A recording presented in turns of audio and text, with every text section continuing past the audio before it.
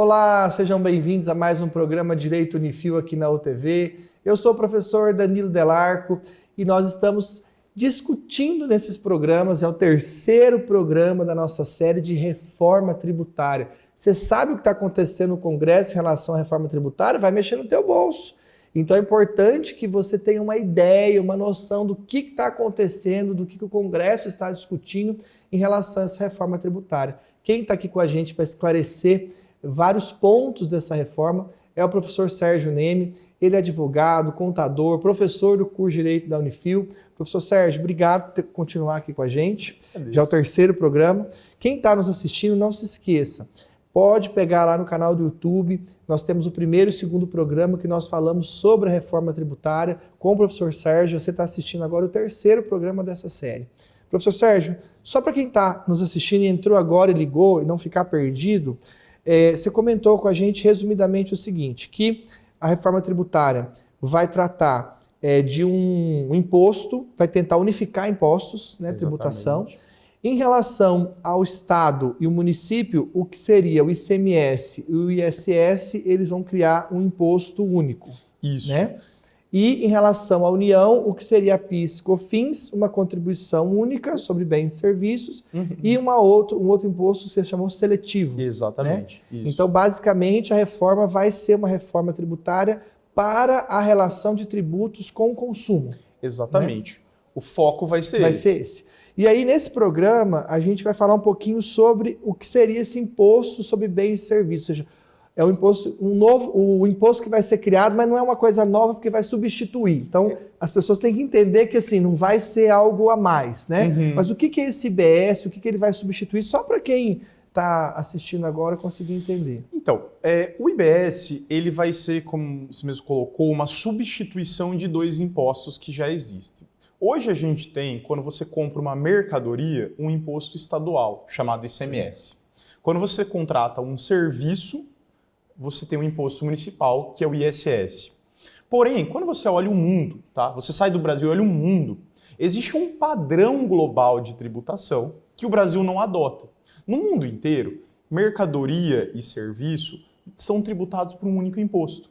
E a razão disso é que muitas vezes é difícil segregar o que é é do que é serviço. É um exemplo que eu dou para os alunos. Quando você vai num restaurante, você está comprando a mercadoria, que é a comida. Mas você não está comprando só a mercadoria. Sim. Você também está comprando um serviço, sim, que é o atendimento, sim, que é o ambiente, sim, e tudo mais. Só que no Brasil isso é um problema, porque teoricamente isso é tributado de forma separada. A partir do momento em que você cria um único imposto, você resolve essa discussão. Se é mercadoria, se é serviço, ou se é o agregado dos dois, mercadoria e serviço junto, vai pagar o mesmo imposto. O desafio é que, como nós temos um imposto estadual e municipal, a gente precisa criar um novo que também dê receitas tanto para os estados quanto para os municípios. Por isso que ele vai chamar IBS, porque ele é um imposto sobre bens, mercadorias e serviços. E esse imposto, ele vai ser criado justamente para substituir esses dois que a gente já tem hoje. E aí, a partir desse momento, você não vai ter nem mais ISS, nem mais ICMS. Você vai ter apenas um único imposto, que é o Imposto sobre Bens e Serviços. A ideia desse imposto, na verdade, também passa por simplificar.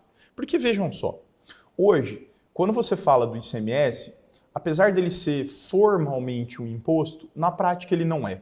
E eu digo isso porque você tem 27 estados brasileiros, 26 mais o Distrito Federal. Cada estado brasileiro tem o seu próprio regulamento, tem as suas próprias alíquotas, tem as suas próprias regras. Quando você vai para o ISS, é a mesma coisa. Você está falando de mais de 5.500 municípios. Cada um com a sua regra. Cada um com a sua lei, cada um com a sua regra. Quando você criar um único imposto, um IBS, que vai ser criado para todos os estados e todos os municípios, você vai ter uma única lei que vai regulamentar o assunto. Em todos os estados e em todos os municípios. Então você vai eliminar uma infinidade de discussões tributárias que hoje existem. Porque você vai ter uma lei padronizada a nível nacional. Inclusive... Então isso para quem é igual contador, advogado ou gestor de empresa, é muito bom mesmo. Porque você cria uma regra sabendo Hoje, se um cliente me procura e fala assim, Sérgio, como é que funciona o ICMS de tal operação no Mato Grosso? Eu falaria, eu não sei, porque é diferente do Paraná. Eu tenho que ir lá e estudar. A partir do momento em que você tiver uma regra única, a mesma regra que vai vigorar aqui no Paraná vai ser a regra do Mato Grosso, a regra de São Paulo e para qualquer lugar do Brasil. A única coisa que vai ser diferente vai ser a alíquota que o Estado ou o município vai colocar. A alíquota, ela precisa ser uma liberalidade dos estados e dos municípios, porque isso impacta numa das coisas mais importantes, que é a arrecadação. Então, apesar das regras serem unificadas, cada estado e cada município vai ter a liberdade de fixar uma única alíquota. Tá? Não vai poder ser como é hoje. Quando você pega o ICMS no Paraná, não tem uma alíquota só. Você tem várias alíquotas. Alíquota para isso, para aquilo, para aquilo, para aquilo, para aquilo. Então, o ICMS para combustível é um. Energia elétrica é outra. Tá. Então o Estado vai ter que... Isso eu não sabia. Ele vai ter que falar, a minha alíquota é essa. É essa. Para todas as operações, exatamente. Então ele vai ter que fazer uma média ali. Isso, ele vai ter que fazer um cálculo de encontrar um mediador e falar, eu vou usar essa alíquota. E o município é a mesma coisa. A mesma coisa. Olha, por exemplo, aqui em Londrina, o ISS ele varia, né, de 2% a 5%. Né? Não é uma variação tão grande. Mas no Paraná, você tem alíquotas de ICMS de 29%, de 19%, de 18%, de 10%, de 12%, de 5%, de 4% e alíquota zero. Então você tem uma infinidade. Como vai chegar no cálculo desse, hein? E provavelmente o que vai ter que ser feito, na verdade, é uma regra de transição, em que o ICMS vai morrendo e o IBS vai aumentando. Então você vai começar ele com uma alíquota bem baixinha, por exemplo, 1%, e paulatinamente você vai subindo ele e descendo até chegar a um ponto de equilíbrio que você possa que simplesmente... o próprio Estado saiba lidar com as contas naquele valor. Exatamente, naquele patamar, que ele possa eliminar o ICMS de uma vez. Por isso que você comentou em programas anteriores que essa regra de transição vai até 2029, né? Que você falou? Ela começa em 2029 e a previsão para implementação total é em 50 anos. Nossa! Por que em 50 anos? Porque tem várias questões de compensação tributária que precisam ser analisadas. Na verdade, não vai demorar 50 anos para entrar em vigor, não é isso. Mas, basicamente, ela vai ser uma transição suave, um pouso lento. Entendi. Porque se for muito drástico... Pode quebrar o Estado. Ou você quebra o Estado, ou você onera demais a economia do país. E nenhum nem outro é o caminho adequado. A gente precisa encontrar um ponto de equilíbrio. Né? Tá? Ou seja, até 2029, várias discussões vão acontecer. Isso. Provavelmente algumas coisas já vão entrar em vigor. E a partir de 2029 vai ter uma regra de transição. E aí depois a previsão é de que em 50 anos o Brasil, os estados, o município, ou seja, tudo esteja em ordem. Exatamente. Que isso vá se equalizando dentro desse prazo. Entendi. Sempre tendo a União como mediadora. Né? Em que sentido? Se em algum momento algum estado se sentir prejudicado ou faltar recurso, que existirá um fundo que vai compensar eventuais perdas. Entendi. A ideia é essa. Nós vamos falar mais um pouquinho no próximo bloco sobre como que funciona a gestão desse imposto. Sim. E não sai daí, continue com a gente de falar um pouquinho sobre como que vai funcionar essas decisões em relação a esse imposto sobre bens e serviços. A gente volta já.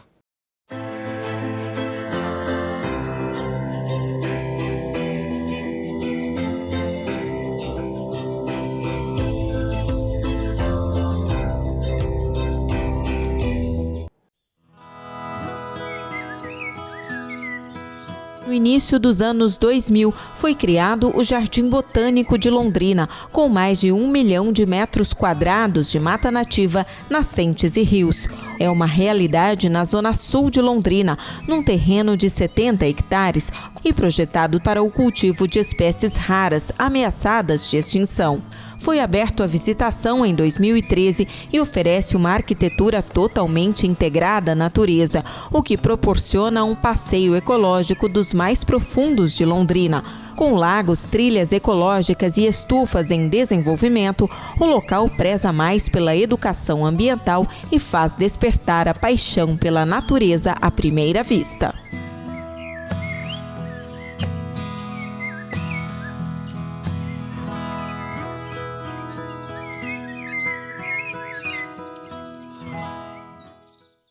gente, meu nome é Júlia Bicas e toda semana no VIP eu apresento para você o que há de mais completo em eventos, moda, beleza, arquitetura, decoração. Mas a partir de agora você pode acessar a gente através do nosso site utv.tv.br, acompanhar toda a nossa programação do seu telefone celular, do seu computador.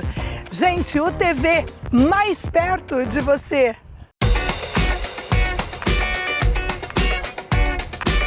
Embora a história remeta ao início do aeroporto de Londrina para antes dos anos de 1950, quando uma casa de madeira foi erguida no local, o emblemático terminal de pousos e decolagens de aviões ganhou importância anos depois. O aeroporto José Richa chegou a ser o terceiro do Brasil em movimentação de passageiros, na época áurea do café. Hoje não ocupa mais esse espaço, porém vem se modernizando ao longo dos anos e conta com projetos mais arrojados de ampliação da pista e até de privatização.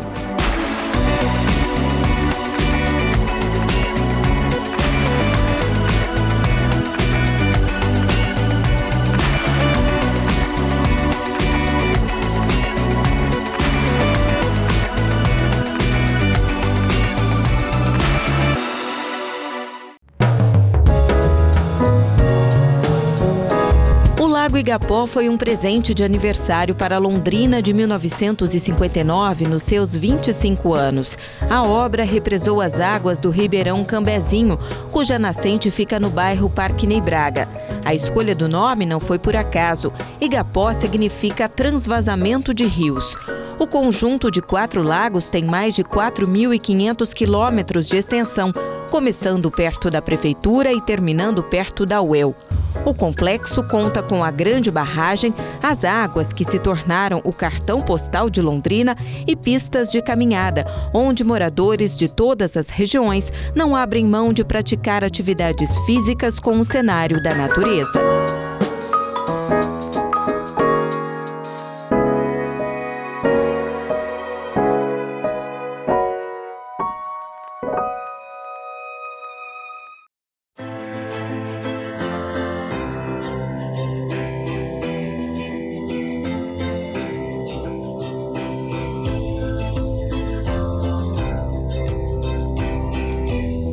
Olá, voltamos com o programa Direito Unifil e nós estamos falando sobre reforma tributária. Nosso terceiro programa da série Reforma Tributária com o professor Sérgio Neme, professor de Direito da Unifil. Se você perdeu os programas anteriores, vai lá no nosso canal do YouTube, baixa, assiste, que são bem interessantes para você ter ideia do que está acontecendo no Congresso em relação à reforma tributária. Professor Sérgio, então no primeiro bloco você comentou com a gente, explicou a questão do IBS, o que seria esse imposto sobre bens e serviços. Agora a questão é como que vai ser definido isso, a gestão disso, como é que nós vamos conseguir ter todos os estados com as mesmas regras, enfim, explica um pouquinho para a gente. Isso é um ponto também que eu vejo como um avanço, apesar de que também é algo polêmico. Veja só, hoje, cada município, cada estado faz suas próprias regras. Então, quando você fala de processo administrativo, de fiscalização, de arrecadação, de prazos para recolhimento, como que funciona a guia, cada estado faz do seu jeito. Então, pensa assim, uma empresa que ela tem filiais em 27 estados. Cada estado está submetido a uma regra diferente. Pior ainda, em matéria municipal. Se ela tem ali em 200 municípios filiais, ela vai fazer recolhimento diferente em cada um deles. A proposta da PEC é criar um conselho federativo do IBS, ou seja, um conselho federativo, porque nesse conselho terão assento os estados e os municípios. Muito importante que uma das características propostas para esse conselho é que ele seja um órgão paritário. O que isso implica dizer? Que apesar de todos os estados terem direito a voto e os municípios terem direito a voto, será respeitada na tomada de decisão a proporcionalidade da população. E não vai ser apenas cada estado tem o direito de voto. Isso é uma reclamação muito comum dos estados do Sul e do Sudeste, que eles falam que em matéria tributária eles saem prejudicados, porque às vezes por serem estados mais populosos, no Senado, como a representação é igualitária, cada estado um voto, os estados do Nordeste, eles acabam se unindo numa bancada e votando em conjunto. E isso acaba prejudicando um estado, por exemplo, como São Paulo, tem uma população aí na base de 40, 44 milhões de pessoas, tem o mesmo peso que um estado que, por exemplo, tenha lá menos de 1 milhão de habitantes, né? E a ideia dentro desse conselho gestor é que seja respeitada essa proporcionalidade. Mas a função desse conselho gestor... Então, o Estado, aí, no caso, que tiver mais população, ele vai ter um voto proporcionalmente maior. Exatamente. O peso da decisão dele vai ter um peso maior do que, por exemplo, um Estado que tenha menos habitantes. Entendi. Naturalmente, porque ele tem uma representatividade maior. Sim. Seria essa A ideia. população vai pagar mais imposto ou menos imposto, ou seja, vai afetar Exatamente. mais. Né? Sim. E, em contrapartida, nesse mesmo contexto, a função desse conselho vai ser justamente criar políticas uniformes para esse imposto para o Brasil.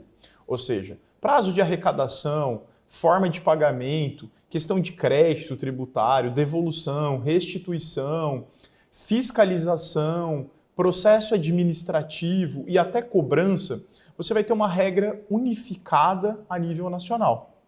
É claro que como isso vai funcionar, está tudo dependendo de lei complementar. Não é essa PEC que vai resolver. Ela só vai aprovar esse geral. Exatamente, a criação desse conselho.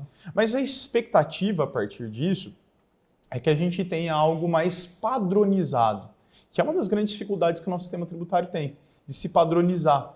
E ao se padronizar, quem sabe podemos encontrar formas de otimizar o sistema tributário, de tornar ele mais funcional, que hoje realmente, uma das coisas que mais pesa quando você conversa com o empresariado é o custo para você cumprir todas essas obrigações. Você imagina, se eu tenho várias empresas, eu tenho que ter profissionais de cada estado. Eu não posso ter um contador, um grupo de contador e um grupo de advogados só. Por quê? Sim. Porque se eu opero em vários estados, eu preciso ter daquele estado contador, advogado, profissionais daquele estado. Exatamente. Entendeu? Então, que atendam essas questões regulatórias. Vai ficando mais alto, né? Você vai trazendo mais custo. Né? Então, cada vez que você vai atuar num novo estado, começa todo um novo desafio de você se adaptar a ele. E a expectativa é que, a partir disso, por terem regras unificadas, as empresas elas possam, seguindo as mesmas regras, atuar no Brasil inteiro. Isso, na verdade, dá competitividade à economia nacional. Se isso prosperar nessa forma, isso talvez seja um dos pontos mais vantajosos que a reforma tributária propõe. Essa organização realmente ela é necessária, né? Ela é algo hoje imprescindível. Os próprios estados reconhecem isso, de que do jeito que está é inviável, porque o empresariado reclama muito, e com razão. E isso serve apenas para gerar mais custo e que também não reflete mais arrecadação para o Estado. É um dinheiro que, entre aspas, é jogado fora, com esse gasto, com a adaptação da burocracia, né? Entendi. Então aí, no caso, nós vamos ter uma lei complementar para regulamentar isso, e aí cada estado vai ter o voto proporcional, e a tendência é que todas as regras relacionadas a esse imposto, que seria o Imposto de Bens e Serviços, municipal e o ISS, junto com o ICMS, seja uma regra única para todo o território. A única coisa que vai ser diferente é a alíquota que cada município e cada estado vai poder definir. Exatamente. Uma alíquota só. Uma alíquota só. Então, tudo que não envolver alíquota, tirando a fixação da alíquota, todo o resto no que diz respeito ao IBS, não vai ser competência nem do Estado, nem do município. Isso vai ficar a cargo desse Conselho Federativo. Entendi. Porque uma vez criada uma regra por esse Conselho, essa regra vai valer para o Brasil inteiro. Então, se eles criarem uma regra nova, olha, a arrecadação agora não é no dia 15, é no dia 20, o prazo do dia 20 vai ser para o Brasil inteiro. E não, a guia vai ser assim, tudo isso vai ser igual para todo o Brasil. Né? Isso é muito bom. Professor Sérgio, obrigado pela participação nesse terceiro programa. A gente tem mais um quarto programa para a gente encerrar esses temas da reforma tributária. Então, continue na nossa programação, acompanhe os nossos programas para você entender bem sobre essa reforma tão discutida no Congresso e tão trabalhosa que é a reforma tributária.